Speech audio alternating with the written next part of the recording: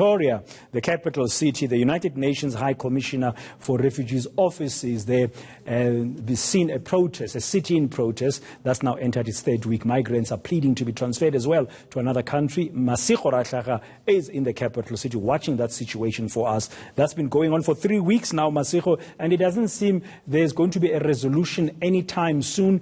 2 weeks ago, I interviewed here on Today on ENCA the ambassador from the DRC to South Africa, because we understand that the bulk of those refugees or migrants who are outside the UNHCR office in Pretoria come from the DRC. Well, Bredan, that is certainly what's been reported on the news, that most of the people who are outside both the Commission offices are actually from the DRC. I have met a few people, and it's not all of them that are from the DRC, but certainly, Bredan, a very sad situation, seeing human beings basically sleeping on the streets for 3 weeks. There's been a lot of heat in Pretoria. You can imagine how much hotter it is if it's so hot in Johannesburg. They have their water bottles outside, they have young kids with them, they've erected tents, and today is particularly cold, in the capital, so I cannot imagine how they're coping. But I've seen a lot of them trying to clean themselves up. For instance, Bredan, they're using bottles of water to try and wipe their faces. They are brushing their teeth on the sides of the road, and this is a very busy road. It looks like one of the main roads here in Pretoria, and so you have to kind of worry about their safety, especially at night. But I'm just going to bring in a few mothers, Bredan. I think it's very important to hear from them, because a lot of people here are here with their children. Mama, thank you for agreeing to speak to us. Are you not worried about your child's health, your own health, being out here for 3 weeks and 1 day? No, I'm not worried. Yeah, because we are not happy here to stay here in South Africa again. No anymore. That's why I'm so happy to stay here, so I can be happy and safe. Because another side, we are not safe anymore. Our children in school, they are not safe. That's why we are here, and I'm not scared. I'm okay. Yes. Now, Mama, tell me, where are you from, and are you here because, you're a political refugee, or were you here for economic reasons? Were you promised by the South African government that you'd be here for economic reasons? Which one is it? I'm here, I'm a refugee, from Burundi, yes.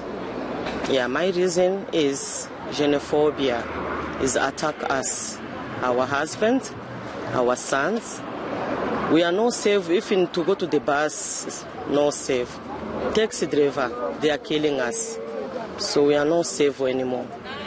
Yes. Okay, thank you, Ma. I don't know if any of the other mothers would like to quickly just speak to us. I'm just trying to find out where is it that you're trying to go to? What do you want the UN High Commission for Refugees office to help you? Where do you see your destination? Where do you want to go? Back home to Burundi or somewhere else? No, I'm not want to go back in Burundi, because it's still fighting there. Yeah. We are not safe anymore. There is fighting. And I ran away because it's fighting. My country is with war.